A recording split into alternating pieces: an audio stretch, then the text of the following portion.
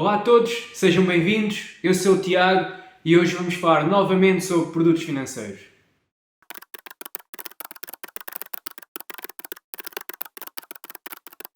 No último vídeo falámos sobre alguns dos produtos financeiros disponíveis com menos risco associado.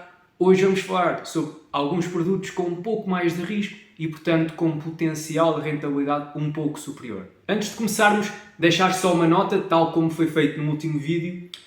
Existem vários tipos de risco, mas neste vídeo o termo risco vai ser utilizado para descrever essencialmente o risco de perda de capital investido, na totalidade ou em parte. E o primeiro produto da nossa lista são as obrigações.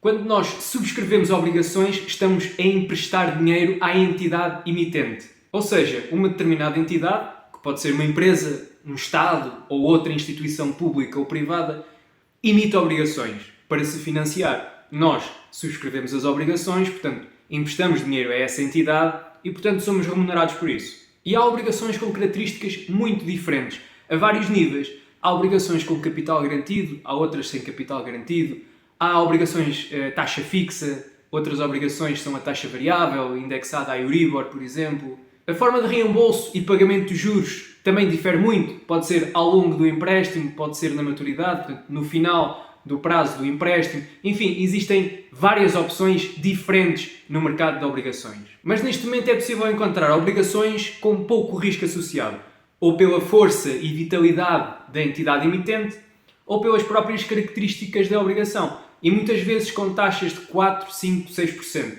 Taxas brutas, claro, depois é preciso descontar o efeito do imposto, que, regra geral, é 28%. Mas também podemos investir em ações. Uma ação é parte do capital social de uma empresa. Portanto, nós ao comprarmos uma ação, passamos a ser acionistas da empresa, passamos a ser proprietários da empresa. Claro que a maioria de nós não consegue comprar ações em quantidade significativa, a ponto de decidir o futuro da empresa, ter uma palavra a dizer no futuro da empresa.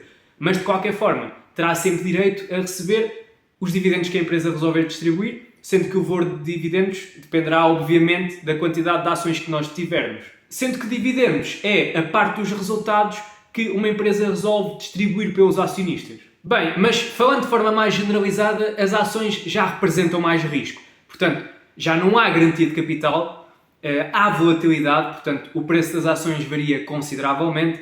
É normal ver que o preço de uma determinada ação variou num determinado dia 2, 3, 5%, mais até em algumas circunstâncias. E claro, há produtos financeiros com, regra geral, muito mais volatilidade do que as ações. Mas, de qualquer forma, a volatilidade das ações já é suficiente para que deixem de ser adequadas para pessoas com um perfil de risco um pouco mais conservador, que se calhar não lidarão muito bem com o facto de, em determinado dia, verem que a ação desvalorizou 5%, por exemplo. Nas ações, os investidores procuram lucrar via dividendos ou então por mais-valia, ou seja, comprar uma ação por X e vendê-la por um preço superior. É muito difícil dar valores tipo para a rentabilidade das ações, porque à medida que aumenta o risco, vai alargando o intervalo de rentabilidade possível. Contudo, rentabilidades na casa de 8, 12% por ano não chocarão ninguém, não deixarão ninguém surpreendido. Por outro lado, perdas de dimensão semelhante também não surpreenderão ninguém. Nas ações há duas questões muito importantes. Uma delas é saber diversificar, ou seja, não comprar ações de uma só empresa, mas sim de várias, de diferentes setores, de diferentes regiões geográficas, etc. Desde que não se diversifique demasiado, a ponto dos custos de transação serem muito elevados, a ponto de não conseguirmos acompanhar como deve ser as ações que temos em carteira, por exemplo. E depois, o segundo ponto muito importante nas ações é saber esperar. Portanto, escolher bem, analisar bem, perceber em que ações queremos investir e depois ter alguma paciência. A tendência no mercado de ações é de crescimento no longo prazo. Portanto, num prazo de 30 anos, se escolhermos bem as nossas ações, se soubermos diversificar, é muito difícil perder dinheiro. Portanto, se daqui a 3 meses, por exemplo, estivermos com perdas de 10% numa determinada posição, mas se a empresa se mantiver saudável, se calhar não nos compensará vender as ações. Muitas vezes vale mais manter. E, em alguns casos, se for uma boa oportunidade, vale mais comprar, aproveitar que o preço da ação baixou para comprarmos mais ações dessa determinada empresa, se for uma boa oportunidade. Isto porque, possivelmente, daqui a uns tempos, o preço da ação já subiu, já estaremos em terreno positivo, em zona de lucro, e, entretanto, fomos recebendo os dividendos, porque muitas empresas distribuem dividendos, embora nem todas o façam, atenção. Outro tipo de produto em que podemos investir são os fundos. Não falamos deles a seguir às ações por serem, regra geral, mais arriscados do que as ações, mas sim porque há fundos de ações, há fundos de obrigações e assim, neste momento, já têm uma ideia do que são obrigações e do que são ações. Mas os fundos também são um mundo que, claro está, não temos tempo para explorar convenientemente num vídeo deste tipo. Mas vamos à definição de fundo. Um fundo é um bolo de dinheiro que contém dinheiro de vários investidores e é colocado à disposição, à responsabilidade de um profissional da área das finanças, de um gestor. Portanto, vários investidores colocam o dinheiro na mão do gestor e o gestor, tendo em conta as características do fundo, tratará da gestão dos ativos, do que compra e do que vende. E há vários tipos de fundos, uns mais arriscados, outros menos arriscados, em que até há garantia de capital. Portanto, nunca esquecer que risco e rentabilidade andam de mãos dadas. Mas enfim, há fundos de obrigações, há fundos de ações, há fundos mistos, que têm obrigações e ações, até há fundos imobiliários, que claro está, investem no mercado imobiliário. De facto, há fundos para todos os gostos.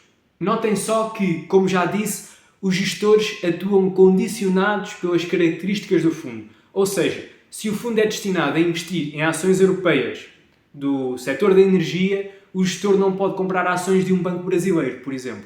E investir em fundos pode ter algumas vantagens. Por exemplo, a maioria das pessoas não tem tempo ou conhecimento para investir em ações por conta própria, digamos. E nos fundos temos um profissional que, em princípio, terá tempo e conhecimento para fazer análises e para decidir melhor. Depois, com os fundos, é possível diversificar de uma forma que o investidor individualmente dificilmente conseguirá, pelos custos de transação, pelo tempo que isso implica, etc. Por outro lado, nos fundos nunca se conseguirão taxas de rentabilidade tão interessantes como alguns investidores conseguem investindo por sua conta no mercado de ações. Para terminar este vídeo, deixo o seguinte desafio. Em relação às ações, qual das seguintes afirmações é verdadeira? Opção A. Uma ação é um empréstimo que fazemos a uma empresa. Opção B. Uma ação é parte do capital social de uma empresa. Opção C. Uma ação é como uma obrigação, com a diferença de que as ações são empréstimos a entidades privadas e as obrigações são empréstimos a entidades públicas. Opção D. Regra geral, investir em ações representa pouco risco, porque há garantia de capital. Opção E. Nenhuma das opções anteriores está correta. Deixem a vossa resposta nos comentários e vamos falar um bocadinho mais sobre dinheiro. Muito obrigado, um abraço e até à próxima.